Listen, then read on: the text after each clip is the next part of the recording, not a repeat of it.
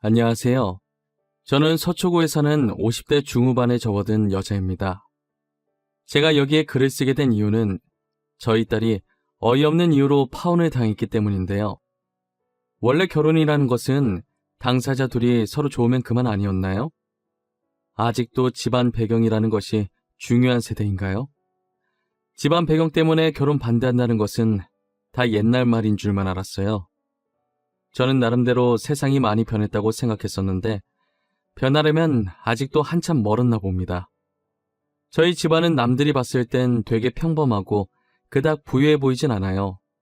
남편과 저는 친구 따라 있는 돈 없는 돈 털어서 부동산에 투자를 하게 되었는데 그게 대박이 터져서 수많은 돈이 저희 손에 쥐어진 거예요.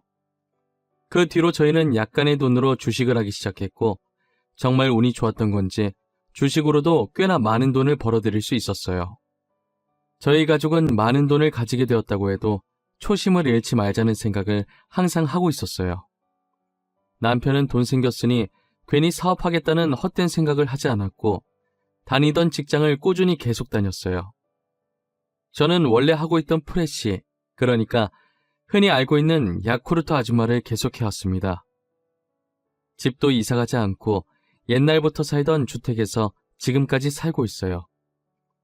그리고 이제 사회초년생인 딸은 제가 들고 있던 건물 1층에서 카페를 하나 차렸죠.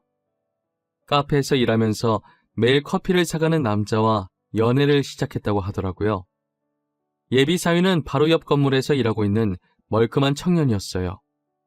딸은 결혼하겠다고 예비 사위를 집에 데리고 온 적이 있었는데 서글서글한 게 마음에 들었어요. 저는 평소 제 건물을 직접 청소하는 것을 좋아했어요. 괜히 돈 주고 청소하는 사람 고용했다가 제 마음에 들지 않아서 그냥 제가 하기로 마음먹은 것이죠. 예비 사위는 그런 저를 몇 번 본 적 있다면서 아는 척을 하더라고요. 어머님께서 항상 지희 가게 건물 청소하시는 거 봤어요. 어쩜 그렇게 부지런하세요? 젊은 저도 어머니처럼 부지런히 움직이고 싶은데 마음처럼 쉽게 안 되던데. 내가 뭘, 별거 아니야. 그냥 가만히 있긴 뭐해서 사부작거리는 거지. 내가 좋아서 하는 거라 그렇게 힘든지도 모르겠어.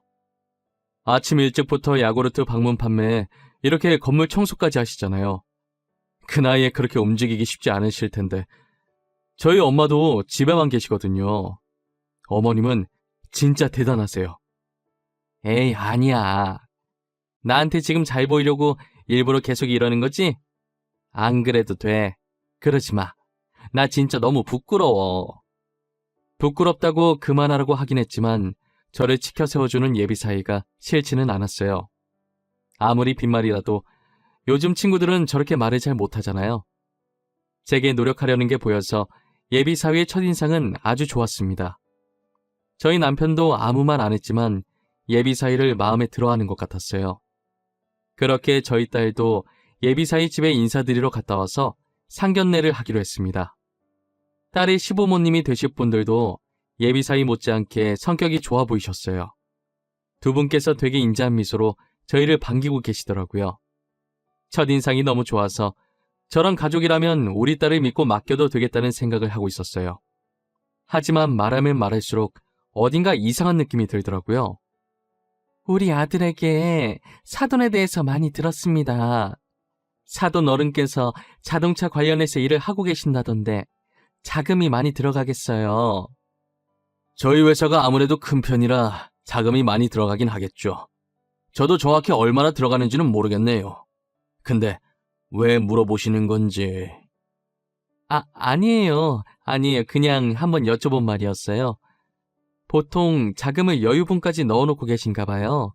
정확한 금액을 모르시는 걸 보니. 네, 아무리 일 잘하는 사람이라도 실수할 때가 있잖아요. 결제일을 착각할 수도 있는 거고 그것 때문에 회사가 망할 수도 있으니 여유 자금을 미리 넣어놓는 편이더라고요. 그렇군요. 회사가 제법 체계적이네요. 결제일 착각해서 망할 일은 없겠어요. 제가 초면에 질문이 너무 많았던 것 같네요. 얼른 식사하시죠.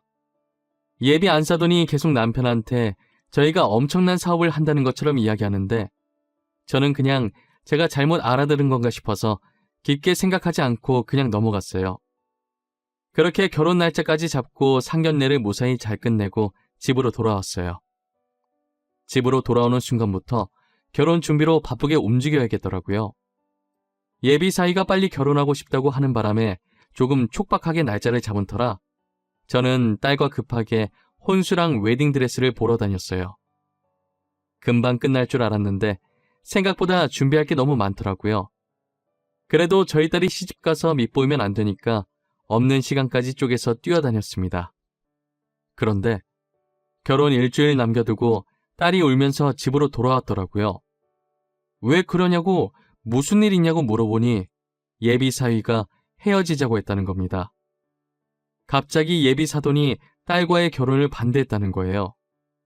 저와 남편은 마른 하늘에 날벼락 맞은 것도 아니고 하루아침에 파혼을 당하니 당황스러웠어요. 이유라도 알고 싶었는데 아무리 물어봐도 딸은 입을 꼭 다물더라고요. 제가 말할 때까지 자신을 놓아주지 않을 것 같으니 겨우 입을 열었어요. 오빠가 나랑 결혼하고 싶어서 우리 집안이 사업하는 집안이라고 거짓말을 했대. 아빠 지금 다니고 있는 회사 아빠 거라고, 아빠가 사장이라고. 뭐? 이게 무슨 안서방이 진짜 생각이 있는 거야 없는 거야? 아니 어쩌자고 어른들한테 강 크게 그런 거짓말을 한 거야? 그래서 자기도 너무 양심에 찔려서 사실대로 아빠는 월급 받으면서 회사 다니고 엄마는 야쿠르트 아줌마라고, 그리고 가끔 건물 청소하러 다닌다고 했대. 어쩐지 안싸돈이 그이한테 자금이 어쩌고 체계적 어쩌고 하더니 우리가 사업하는 줄 알고 지방 배경 보고 결혼 허락한 거였네. 알고 보니 예비 사이가 저희 딸과 결혼하고 싶어서 거짓말을 쳤던 것이었어요. 그리고는 예비 사돈이 딸한테 전화해서 하마터면 사기 결혼할 뻔했다면서 화를 내려다가 자기 아들이 결혼하고 싶어서 거짓말 친 것이니 그냥 넘어가겠다고 했다는 거예요. 거짓말 친 건 자기 아들인데 왜 저희 딸한테 그냥 넘어가겠다면서 으름장을 놓는 건지 모르겠더라고요. 그러면서 결혼은 없던 일로 하자고 했다더라고요. 저는 아무리 이해를 하려고 해도 이해를 할 수가 없었어요. 둘이 좋아서 결혼하겠다는데 도대체 둘 결혼에 저희 직업이 왜 중요한 건지 모르겠어요. 결혼하면 부부끼리 알아서 먹고 사는 거지 제 직업으로 먹고 사는 게 아니잖아요. 저는 파혼하는 이유가 납득이 안 갔지만 오히려 잘 됐다고 결혼하기 전에 본성을 드러내서 다행이라면서 울고 있는 딸에게 괜찮다면서 다독여줬어요. 딸은 처음에 예비 시댁이 그런 얘기를 했을 때 단지 남자친구와 헤어져야 한다는 사실 하나만으로 슬퍼서 눈물이 났었는데 곱씹어보니 저희를 거지 취급한 것 같다면서 너무 화가 난다더라고요. 그리고 갑자기 폰을 들더니 어디론가 전화하기 시작했어요. 오빠, 부모님 진짜 너무한 거 아니야? 어떻게 돈으로 사람을 평가할 수가 있어? 내가 진짜 생각할수록 화가 나서 못 참겠어. 오빠는 왜 그런 거짓말을 해서 이 꼴을 만들어? 지희야, 내가 미안해. 나 진짜 너랑 결혼하고 싶어서 그랬던 거야. 그런데 부모님이 이렇게까지 반대하실 줄은 몰랐어. 진짜 내가 입이 10개라도 할 말이 없다. 진짜 오빠가 제일 나빠. 우리가 거지도 아닌데 왜 이런 취급을 받아야 하는데? 아빠가 회사 다니는 게 뭐? 엄마가 야구르트 아줌마인 게 뭐? 그게 그렇게 나쁜 직업이야? 나쁜 직업은 아니지. 그런데 우리 엄마 입장에선 좀 그랬나 봐. 내가 엄마 대신 이렇게 사과할게. 그러니까 화 풀어, 어? 내가 다시 잘 설득해 볼게. 됐어. 설득하지 마. 나도 결혼 안 할 거야. 우리 부모님 무시하는 집안이랑 결혼 못 해. 그리고 엄마 건물, 엄마가 자기 건물 청소하겠다는데 그렇게 못마땅할 일이야? 지희야, 방금 뭐라고? 너네 엄마 건물? 너 지금 하는 카페 건물 말하는 거야? 그게 어머님 건물이야? 우리 엄마 건물이다. 어쩔래? 우리 가족 부동산으로 돈을 아무리 많이 벌었어도 하시던 일 그만두지 않고 계속 다니신 성실한 사람들이야. 이렇게 욕먹으실 분들 아니라고. 지희야, 잠시만 좀 흥분을 가라앉혀봐. 내가 나중에 다시 전화할 테니까 조금만 기다려. 알겠지? 딸은 저희가 아무 잘못 없이 무시당한 게 화난 나머지 그 건물이 제 건물이라고 했다더라고요. 예비 사위는 그 소리를 듣고 조금만 기다리려고 하고 끊더니 곧바로 예비 안사돈한테 전화가 왔다고 해요. 지희야, 우리가 뭔가 잘못 알고 너에게 실수를 한 것 같구나. 정말 미안하다. 우리 아들과 예정대로 결혼식 올리고 우리가 실수했던 것은 잊어다오. 실수요?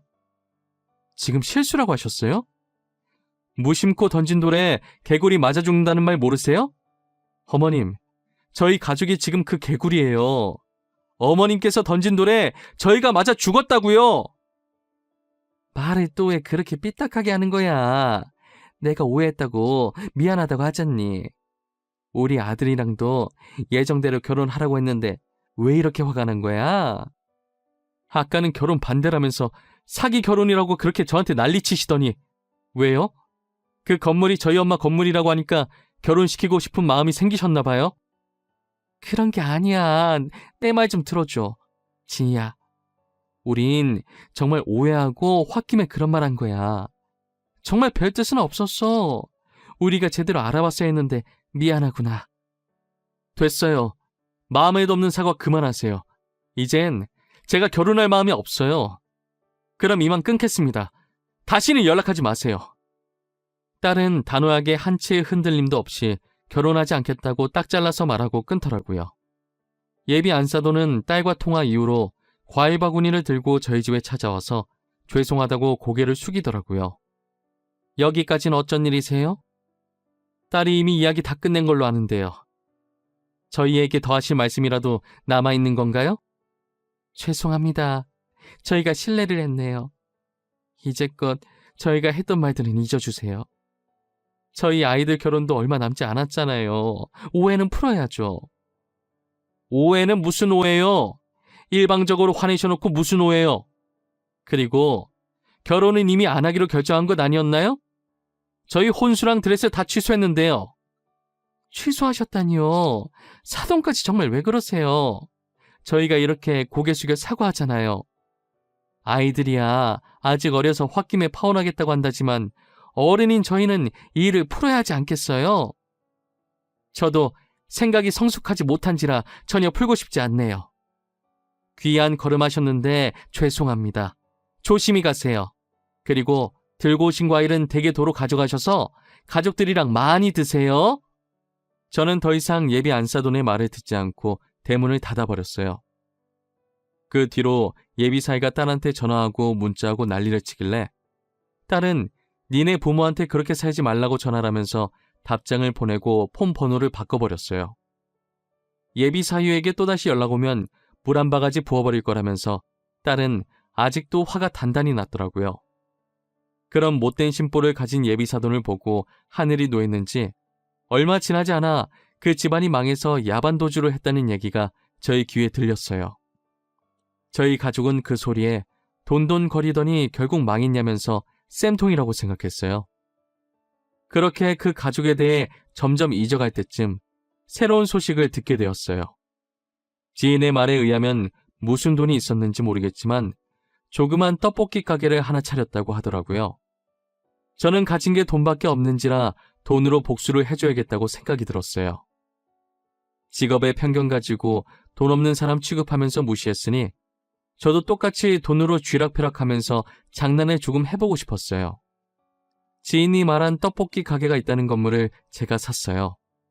그리고 조카를 시켜서 월세를 2배로 받아와 달라고 부탁했죠. 이모, 내가 다음 달부터 월세 2배로 달라고 하니까 돈 없다는데? 나보고 건물주 만나게 해달라네? 자기가 한번 부탁해보겠다고. 이모 어떻게 할까? 그래? 나한테 부탁해보겠대? 지금도 같이 있어? 그럼 내가 지금 너한테 주소 하나 보낼 테니까 내일 거기로 오라고 말해. 방금 주소 문자로 날라왔네. 알겠어. 이쪽으로 가라고 할게. 다음에도 부탁할 거 있으면 말하고. 저는 조카의 말을 듣고 딸이 일하는 카페 주소를 적어서 보내줬어요. 그리고 다음날 여유롭게 창밖을 보면서 커피를 마시고 있는데 입구에서 살짝 경직된 채로 서 있는 예비 안사돈을 보게 되었죠. 그러더니 떨리는 손으로 문을 열고 두리번거리기 시작하더라고요. 여기가 제 딸의 카페인 걸 아니까 건물주가 어느 정도 저라는 느낌이 들었을 거예요. 아니나 다를까 저랑 눈이 마주치더니 살짝 뒷걸음질을 치더라고요. 오랜만에 다시 보게 되니 꼴이 많이 아니었어요. 예전엔 온몸에 명품을 휘감고 있더니 지금은 다 낡은 옷을 입고 있더라고요. 저는 손을 흔들며 여기라면서 월세 때문에 온 거 아니냐고 말했어요. 예비 안사도는 어쩔 줄 모르겠다는 표정으로 쭈뼛거리며 제 앞에 앉았어요. 커피 마실 거냐고 물어보니 대답은 하지 않고 고개만 절레절레 흔들더라고요. 질질 끌 필요 없으니까 본론부터 얘기할게요. 다음 달부터 월세 2배로 올릴 생각입니다. 조카한테 들어보니까 월세 낼 돈이 없다고 하시던데 돈 없으면 나가주셔야겠어요. 사돈, 아직까지 저희한테 화가 많이 나신 건가요? 어떻게 해야 화가 풀리시겠어요? 저희 정말 반성 많이 했습니다. 지금까지 많이 뉘우치면서 살았어요. 꼴을 보니 반성 안 하곤 못 베기겠네요. 그런다고 익은 고기가 생고기로 돌아오진 않죠. 상처가 아물어도 흉터는 남아있어서 잊으려고 해도 잊을 수가 없더라고요. 저희를 용서하지 않으셔도 됩니다. 하지만 가게만큼은 건들지 말아주세요. 이 가게까지 잘못되면 저희 가족들 정말 길거리에 나앉아야 돼요. 제발요. 그러게 결국 이렇게 될 걸. 그때 왜 저희 딸한테 그리고 저희한테 상처를 주신 거예요? 저희가 뭘 그렇게 잘못했다고 어린아이에게 상처 주면서까지 매정하게 구셨냔 말입니다. 정말 잘못했어요. 저희도 그땐 부유함이 영원히 계속될 줄만 알았어요. 너무 어리석었던 거 잘 압니다. 저도 지금 후회하고 있어요. 이미 늦었어요. 저는 용서해줄 생각이 전혀 없거든요. 돈 없으면 다음 달부터 당장 가게 빼세요. 이만 가볼게요.